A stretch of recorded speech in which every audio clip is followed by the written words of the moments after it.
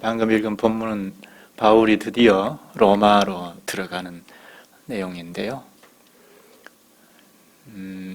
멜리데 섬에서 로마까지 항해하는 과정을 이야기하면서 드디어 로마에 입성합니다. 바울의 로마 입성은 승리의 입성이라 할 수 있습니다. 그동안 바울이 로마에 가기로 마음을 먹었고 주께서도 로마에서 증언하여야 하리라 하신 때가 있었고 주님이 늘 함께 하시고 로마에 가는 것이 주님의 뜻이었고 바울의 열망이었는데 드디어 로마에 입성하게 됩니다. 그간 많은 힘겨운 과정이 있었지 않습니까? 바울이 과연 로마에 들어갈 수 있을까 할 정도로 의심이 들 정도로 어려운 과정이 상당히 많이 있었는데요.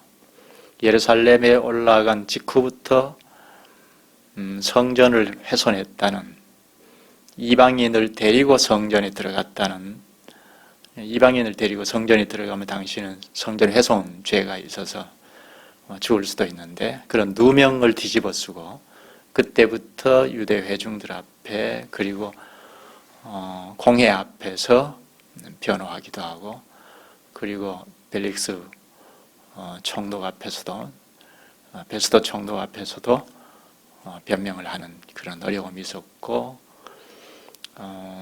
그리고 이제 항해하면서도 죽을 고비를 넘기고 했는데 드디어 오늘 로마로 입성을 합니다. 이 로마는 당시에 전 세계의 중심 도시라 할 수 있는데요. 전 세계에 영향을 끼치고 있는 도시입니다. 정치, 경제, 문화, 사회 전반에 걸쳐서 로마의 영향을 세계에 끼치고 있는 상황이었습니다. 도로망까지도 로마에서 전 세계로 뻗어 있는 그런 상황이었습니다.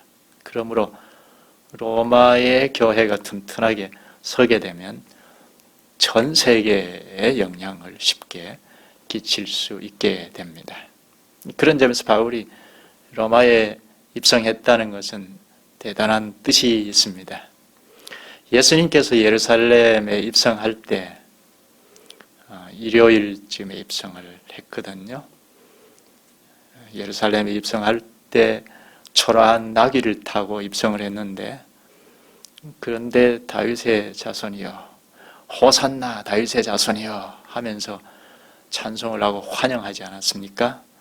그런데 오늘 본문에 바울도 로마에 입성할 때 성도들이 로마에 있는 교인들이 환영을 합니다.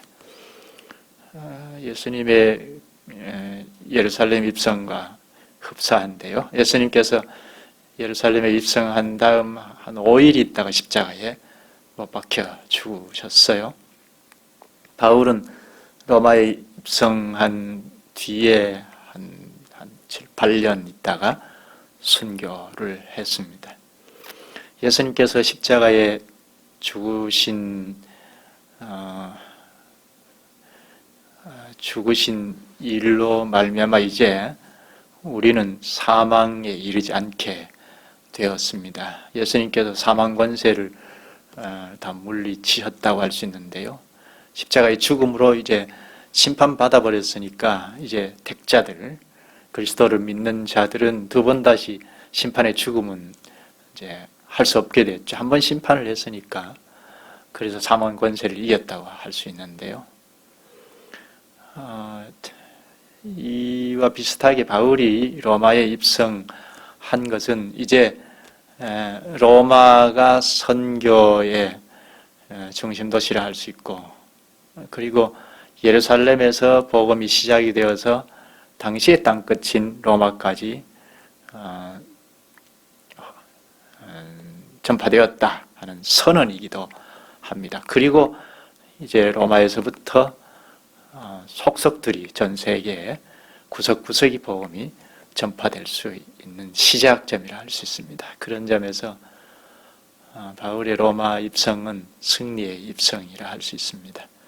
설교를 끝까지 들으면 좀 더 이해가 되겠습니다. 지난 시간에 바울의 일행들이 멜리데 섬에 상륙을 하죠. 배는 멜리데 섬 가까이에 풍랑을 만나서 밀려서 멜리데 섬 가까이에서 파손당하고 어찌어찌 겨우겨우 이제 구조가 되어서 멜리데 섬에 정착하게 되는데요. 다행히 멜리데 원주민들이 대대적인 환영을 하죠.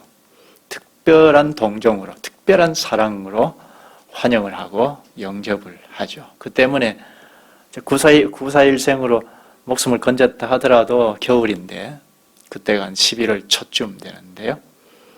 그런데 멜리데 원주민들이 환영을 하고 또 영접을 한 것 때문에 한 사람도 죽거나 나고 한 일이 없이 다 구조가 되었습니다. 멜리데 섬에서 한 3개월 머물러 있게 되는데요.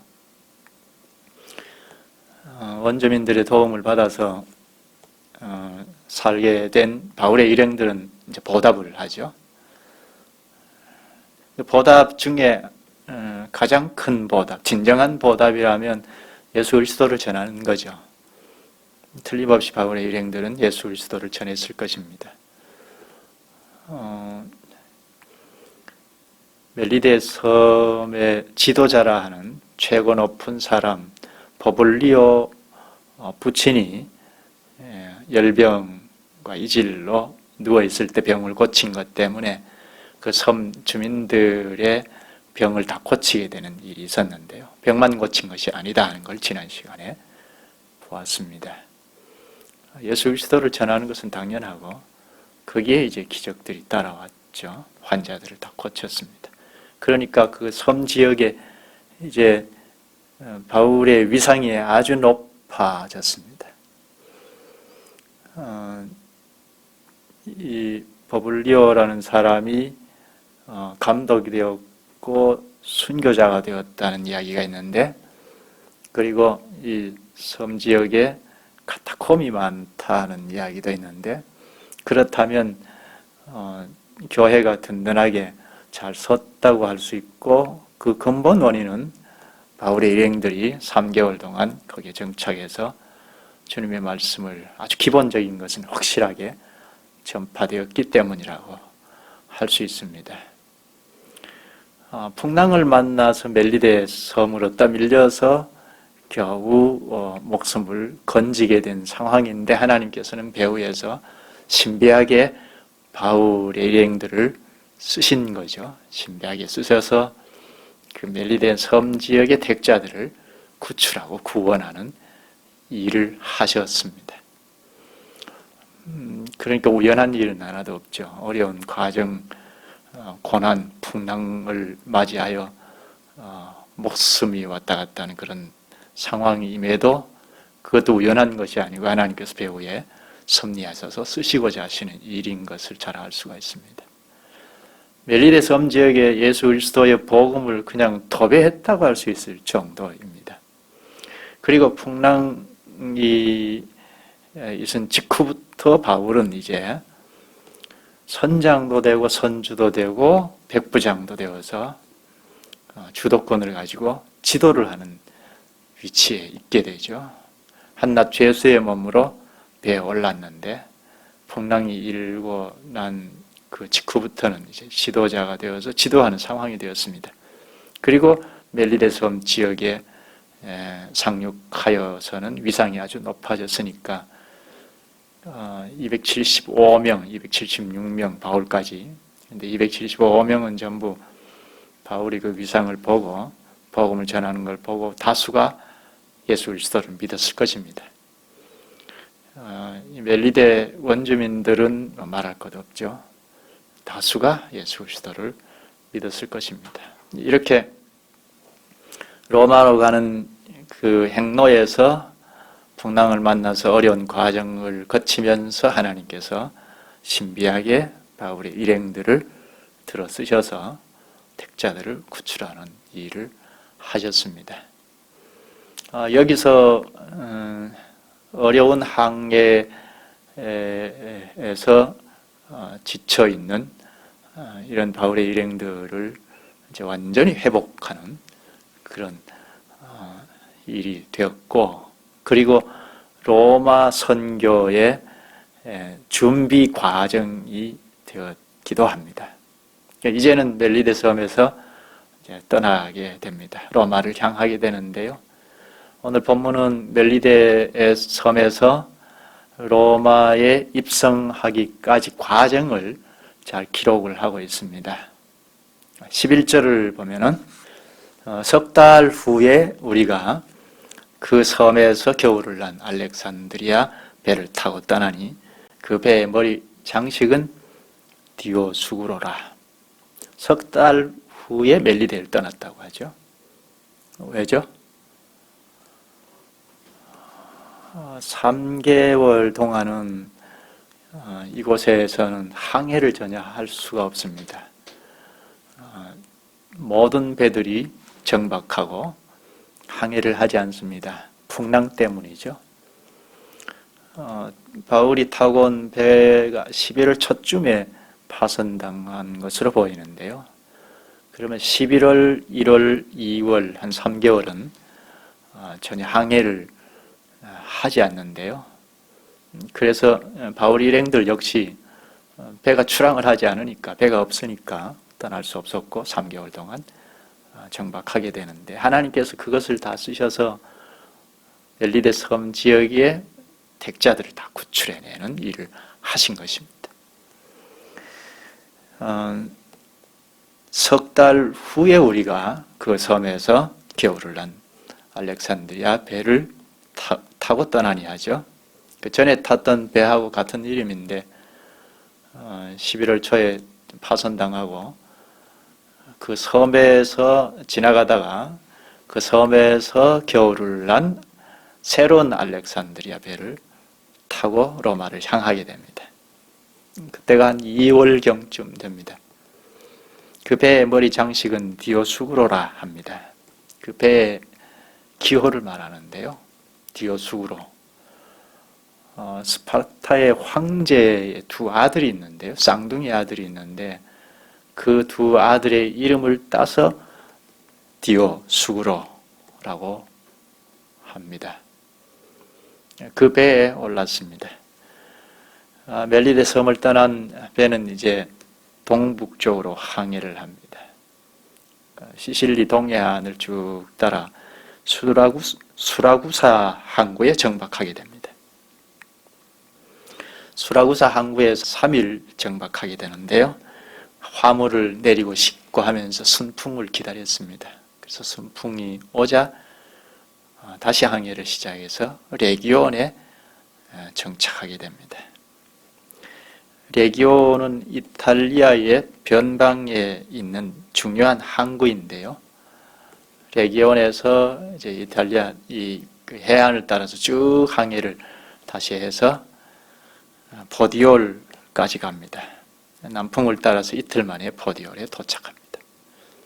이 포디올은 이제 로마의 입구라고 할 수 있습니다. 이곳에서 7일간 머물게 되는데요. 항해하면서 여독을 풀기도 하고 7일간의 기간이 아주 뜻깊은 기간인데요. 바울에게는 휴식하는 기간도 되기도 하고 이제 로마 선교에서 제대로 좀 정비하는 그런 기간이기도 합니다. 특히 이 보디올에서 형제를 만났다는 것이 아주 뜻깊은데요. 14절을 한번 보겠습니다. 보디올 거기서 형제들을 만나 그들의 청함을 받아 이레를 함께 머무니라. 그래서 우리는 이와 같이 로마로 가니라. 여기 형제들이 누구죠? 형제들,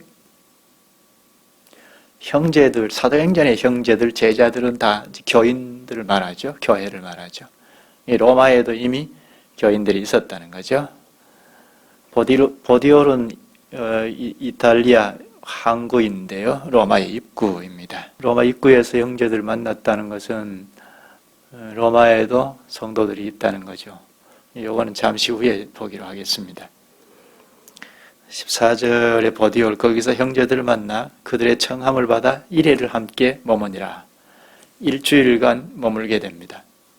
일주일간 형제들과 함께 머물게 되는데요. 뭘 했을까요? 사도행전 20장 6절 7절을 보면 바울이 드로아에서도 일주일간 머물게 됩니다. 근데 우리가 인상 깊게 봤던 거는 드로아에서 밤이 맞도록 강론한 거였죠.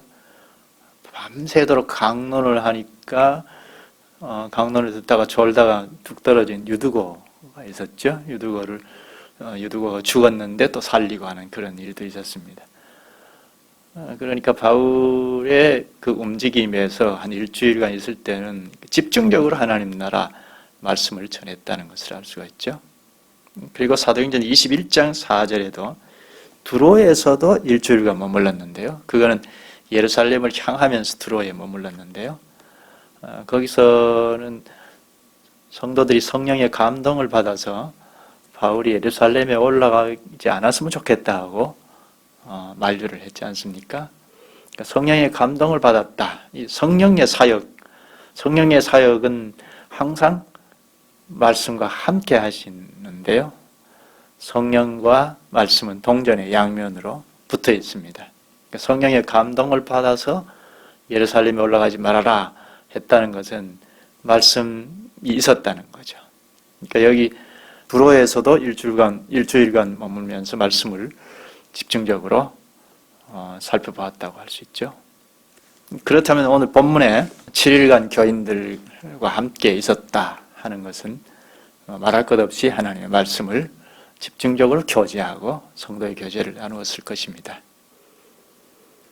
성도의 교제가 교회 본질이잖아요. 교회 본질이 무엇이죠? 성도의 교제이지 않습니까? 성도의 교제는 그리스도와 함께하는 교제이죠. 우리끼리 뭘 친밀을 도모하고 하는 정도가 아니고 그리스도와 함께하는 교제이죠. 그리스도와 함께, 그리스도께서는 말씀과 함께 계시니까 그리스도의 말씀과 함께 교제하는 거죠. 여기 일주일간 성도의 교제, 보디올에서 일주일간 성도의 교제, 그리스도의 말씀과 함께 교제하면서 지내다가 로마로 들어갑니다. 15절을 한번 볼까요? 15절이 아주 중요한 구절인데요. 그곳 형제들이 우리 소식을 듣고, 로마의 형제들이 바울 일행들의 소식을 듣고, 바울의 일행들이 로마로 온다는 소식을 듣고 아피오 광장과 트레이스 타베르네까지 맞으러 오니, 아피오 광장, 트레이스 타베르네까지 맞으러 오니, 양쪽에서 맞으러 나온 겁니다. 여기 아피오 광장으로 맞으러 온 성도들도 있고, 아피오 광장은 로마 도시에서 한 65km 떨어진 외곽인데요.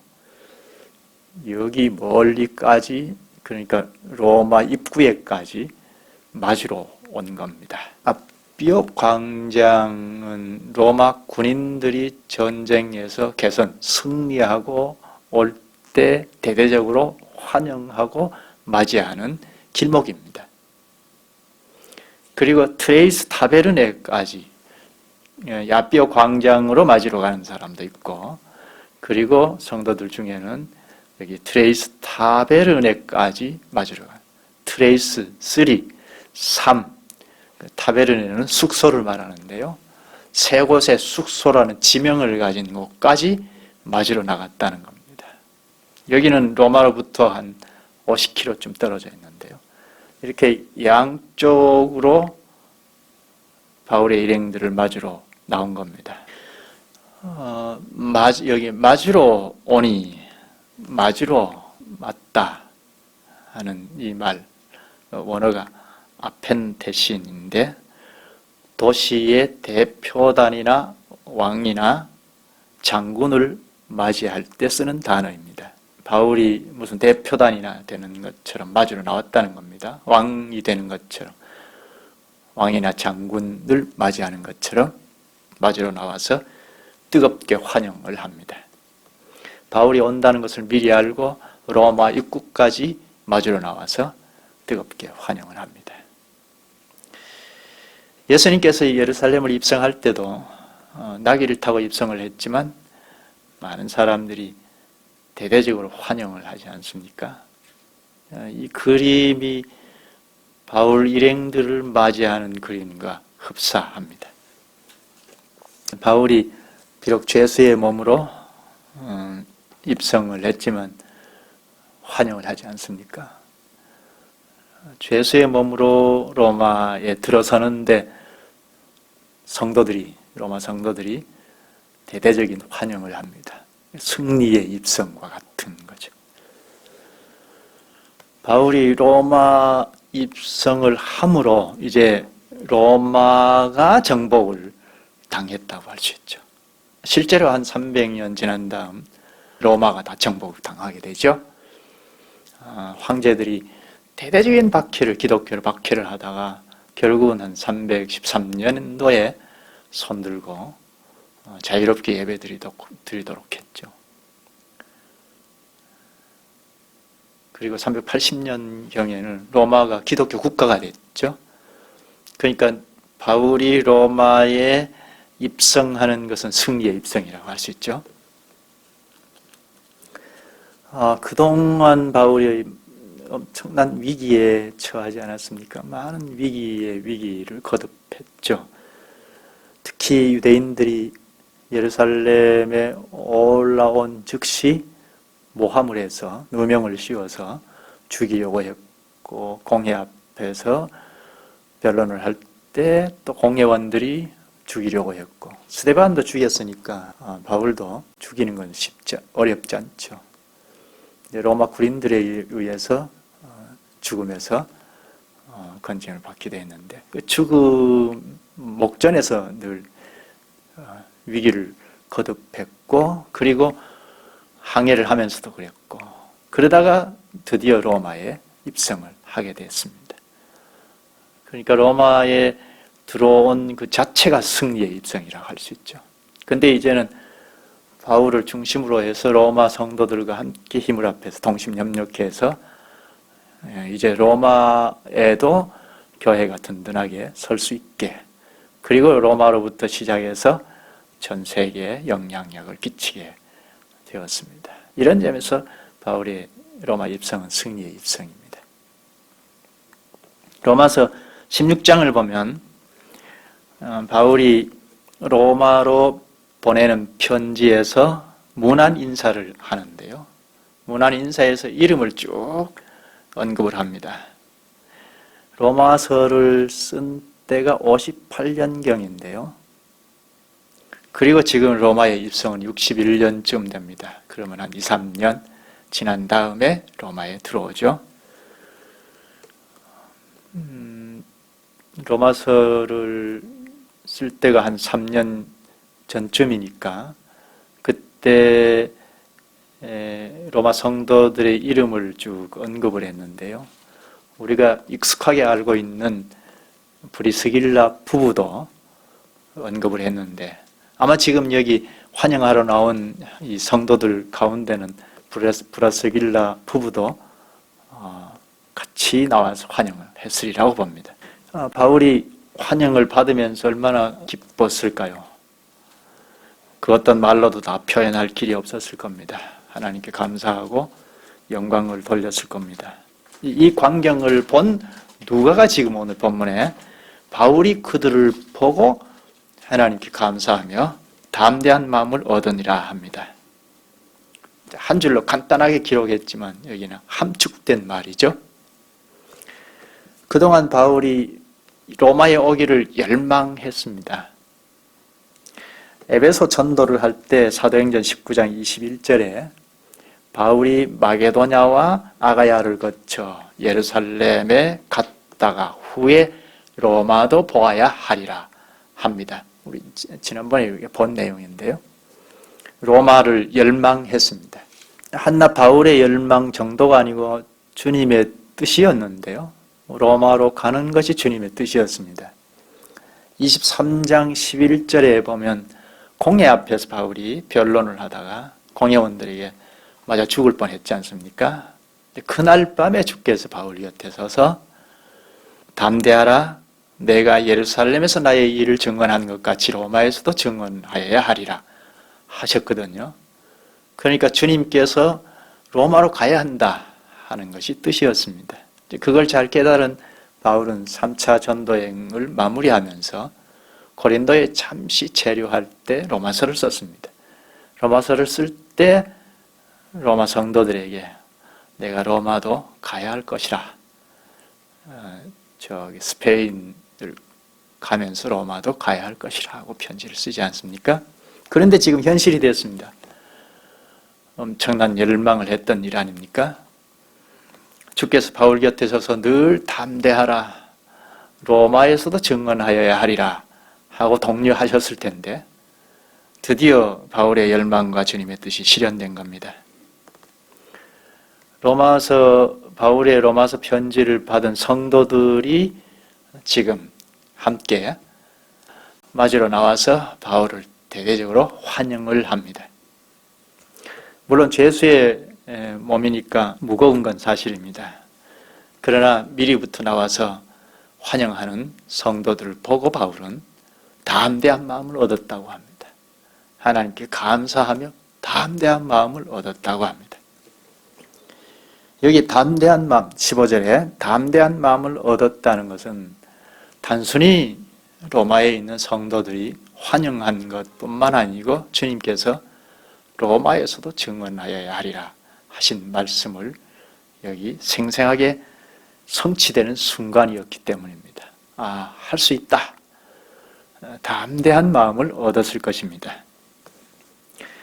이렇게 보디올에서의 7일은 로마 선교를 하는데 담대함을 얻어서 시작할 수 있는 7일이었습니다. 앞으로 계속 이어질 로마 순례 여행에서 물론 죄수니까 감옥에 갇히기도 하고 법정에 서기도 하고 어려운 과정일 텐데 이런 과정에서 아주 잘 정비하는 그런 7일이었습니다. 이 기간 중에 특별히 바울이 믿음의 형제들을 만난 것은 새로운 충전입니다. 여기 잠깐 볼 것은 로마에도 이미 성도들이 있다는 거죠. 한 곳을 찾아보십시다. 로마서 15장입니다. 바울이 로마서를 쓴 것을 살펴보면 이미 로마에는 성도들이 상당히 있었다는 것을 볼 수 있는데요. 물론 튼튼한 교회가 서 있었던 것은 아닙니다. 그러나 믿음이 굳건한 성도들이 많이 있었던 것을 볼 수 있는데요. 로마서 15장 찾았으면 14절을 한번 보십시다. 내 형제들아, 너희가 스스로 선함이 가득하고 모든 지식이 차서 능히 서로 권하는 자임을 나도 확신하노라. 스스로 선함이 가득하고 모든 지식이 차서 능히 서로 권하는 자임을 나도 확신하노라. 이것은 방금 예수를 믿고 시작한 교인이 아니죠. 스스로 선함이 가득하고 모든 지식이 차서 능히 권하는 능력을 갖췄다는 겁니다. 권하는 능력을 갖췄다. 이것은 신앙이 아주 굳건하다고 할 수 있죠. 초신자가 아닙니다. 그리고 20절을 좀 보죠. 또 내가 그리스도의 이름을 부르는 곳에는 복음을 전하지 않기를 힘썼노니 이는 남의 터 위에 건축하지 아니하려 함이라. 여기 바울이 남의 터 위에 건축하지 않겠다 하죠. 로마에는 이미 복음이 전해져 있기 때문입니다. 여기 남의 터란 로마의 기초를 놓았던 사람이 있었다는 거죠. 기초를 놓았던 사람이 누군지는 잘 알 수 없습니다. 본래 성경을 기록할 때 하나부터 열까지 쭉 나열해서 기록한 것이 아니라고 했죠. 종교 경전을 기록하듯이 이건 이렇고 로마에 성도들이 있었는데 누구 때문에 이렇게 로마의 성도들이 복음을 받아들고 이렇게 신앙생활하는 일들이 많이 일어났다. 이렇게 시시콜콜하게 다 기록하지 않고 1부터 5까지는 생략을 하고 그건 성경 교사에게 맡기고 6부터 쭉 기록을 했다고 할 수 있습니다. 그러니까 여기 누가 복음을 전해서 로마의 성도들이 곳곳에 있었는지 그건 자세히 알 수 없습니다. 그런데 사도행전 2장으로 거슬러 올라갈 필요가 있는데 한번 찾아볼까요? 사도행전 2장. 사도행전 2장은 우리가 잘 아는 대로 오순절날 오순절을 지키기 위해서 유대인들이 각국에 흩어져 있던 유대인들이 다 모였지 않습니까? 그때 성령이 강림한 것을 목격하고 유대교에서 기독교로 개종한 자들이 기독교로 시작한 그런 사건이죠. 2장 찾았으면 10절을 한번 볼까요? 부르기아와 밤벨리아, 애국과 및 고레네에 가까운 리비아, 여러 지방에 사는 사람들과 로마로부터 온 나그네 곧 유대인과 유대교에 들어온 사람들과, 여기 저자 루가가 오순절 성령 강림을 목격한 자들을 기록한 건데요. 로마로부터 온 유대인과 유대교에 들어온 사람들이라고 하죠. 로마에서 생활을 하는 유대인과 개종자를 가리킵니다. 그런데 이들이 성령 강림을 목격하고 베드로를 위시한 사도들의 설교를 듣고 개종하게 되었습니다. 개종함과 동시에 예루살렘 교회가 출범하게 되죠. 기독교가 시작하게 됩니다. 로마에서 온 성도 개종자들도 예루살렘 교회를 형성하다가 로마로 바로 떠날 수도 있고, 또 혹은 스데반이 순교한 직후에 유대교가 대대적인 박해를 시작했는데 그때 교인들이 많이 흩어지지 않았습니까? 그때 로마에 사는 유대 기독교인들도 돌아간 자들이 있었을 것입니다. 누가가 사도행전을 기록한 목적 중에 하나가 복음이 예루살렘에서 어떻게 이방 세계까지 로마까지 전해졌는가 하는 것을 기록한 건데요. 그럼 여기 2장 10절에 로마 출신들을 기록한 것은 의도적이라 할 수 있습니다. 중요한 뜻이 있습니다. 우리가 생각하는 것 이상의 중요한 뜻을 기록한 겁니다. 그러니까 유럽 본토인들, 유럽 본토를 대표하는 자들을 여기 기록했다는 점인데요. 그런데 그리스 지역에 있는 사람들은 하나도 기록이 안 되어 있습니다. 그리스 지역에 있는 사람들도 기록할 만한데 그건 다 뺐습니다. 로마에서 온 자들만 콕 집어서 기록을 했습니다. 그건 루가의 관심이 예루살렘에서 유대, 사마리아, 땅끝, 당시 땅끝이라는 로마에 관심을 두고 있었다는 겁니다. 그러면 로마 출신들이 오순절날 예루살렘에 왔다가 사도들의 전면에 베드로가 설교를 하는 복음을 듣고 로마로 돌아가서 영향을 끼쳐서 곳곳에 소규모로 예배를 드리고 했다고 할 수 있습니다. 첫째는 예루살렘에 왔던 로마의 유대인 개종자들이 베드로의 설교를 듣고 다시 로마로 돌아가서 소규모이지만 곳곳에서 교회로 모였다고 할 수 있습니다. 또 하나는 바울이 전하는 복음을 들은 사람들이 상당히 많이 있지 않습니까? 바울이 전한 복음을 들은 사람들이 로마에도 영향을 끼쳐서 곳곳에 기독교인들이 있었다고 할 수 있습니다. 바울이 편지를 쓸 때는 항상 자신과 관련된 자들에게만 편지를 썼습니다. 로마서를 썼다는 것은 로마의 사람들과도 관련이 있다는 거죠. 근데 바울이 직접 로마에 가서 복음을 전하는 일은 없었습니다. 그렇다면 바울이 2차, 3차 전도 여행을 하면서 아시아 지역, 마게도냐 지역까지 복음을 다 전하지 않았습니까? 상당한 개종자들이, 바울의 복음을 듣고 개종한 자들이 로마에도 영향을 끼쳐서 로마에도 곳곳에 성도들이 있었다고 할 수 있습니다. 그걸 생각하면 바울이 로마서를 기록한 것 이해가 되죠. 로마에 있는 성도들이 바울과 관련이 간접적이지만 다 있지 않습니까? 그래서 로마서를 기록했다는 겁니다. 그러니까 바울이 어떤 서신을 쓰든지 바울과 관련이 없으면 쓰지 않는데 로마서를 썼다는 것은 그런 관련이 있다는 겁니다. 그리고 주 61년경에 지금 바로 여기 로마에 입성하게 됩니다. 로마서를 쓴 때가 58년경으로 보면 한 3년 지난 다음에 입성하게 되는데 로마 입구에서 대대적인 환영을 받게 됩니다. 바울이 로마에 들어왔다는 것은 이제 예수님의 교회가 당시 땅끝인 로마에도 증거되었다는 거죠.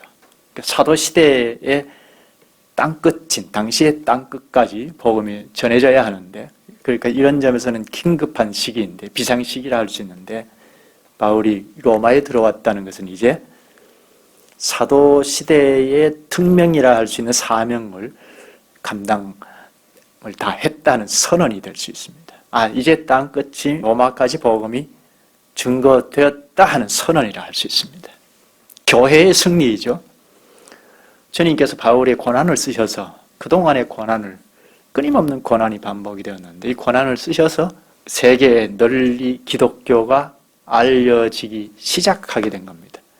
로마의 교회가 곳곳에 연약하게 서 있지만 이제 든든한 교회가 서게 되면 전 세계에 영향력을 끼치게 될 것입니다. 로마에 있는 성도들과 동심협력하면서 복음을 힘차게 전해서 로마에도 이제 선교할 만한 든든한 교회가 서면 이제 세계에 영향력을 끼치게 될 것입니다. 당시 로마는 세계의 중심이라는 것을 설교 시작하면서 말을 했는데요. 도로까지도 전 세계가 로마로 통했고 또 군대가 평화를 확립했고 유지하려는 능력이 있었습니다. 그러니까 복음이 확산되는 데는 여러 가지로 유리했습니다. 로마에 든든한 교회가 서면 당시 전 세계에 복음이 뻗어나갈 가능성이 있게 됩니다. 바울이 로마로 들어갔다는 그 자체가 승리의 입성이라 할 수 있습니다. 이제 로마가 선교 중심이 될 수 있게 됩니다. 한 300년, 313년경에 이제 황제들의 박해가 멈추고 세계 영향력이 미치게 되는데요. 그게 오늘 우리에게까지 미쳐져서 우리도 참 교회에 참여하게 되었습니다. 말씀 맺을까요? 하나님 나라는 고난을 통하여도 건설이 된다는 것을 알 수 있습니다. 바울이 그동안 수없이 많은 고난을 거치지 않았습니까? 주님은 그런 고난도 쓰셔서 하나님 나라를 건설하신다는 겁니다. 예수님의 고난과 십자가의 죽음을 통하여 탄생한 교회는 이제 사도시대에는 땅끝인 로마까지 확산되었습니다. 그리고 바울의 고난을 쓰셔서 로마에서 이제 세계로 확산되게 되었습니다. 고난은 천국의 기관인 교회를 건설하는 자산입니다. 교회가 천국의 기관인 것을 우리가 잘 알죠. 오늘 우리도 고난의 과정이라면 그건 우연이다 할 수 없죠. 고난이 우연이 아니고 천국의 기관인 하나님 나라 기관인 교회를 건설하는 자산입니다. 고난 자체가 즐거움일 수는 없죠. 고난 자체는 힘겨운 과정이면 틀림없습니다. 그러나 그게 아무런 의미가 없는 게 아니고 주님의 손에서는 쓰이는 그릇이 된다는 겁니다. 주님을 철저히 의지하면서 주님의 말씀을 쫓아가면 주님께서 가치 있게 쓰실 것입니다. 여기까지 하죠.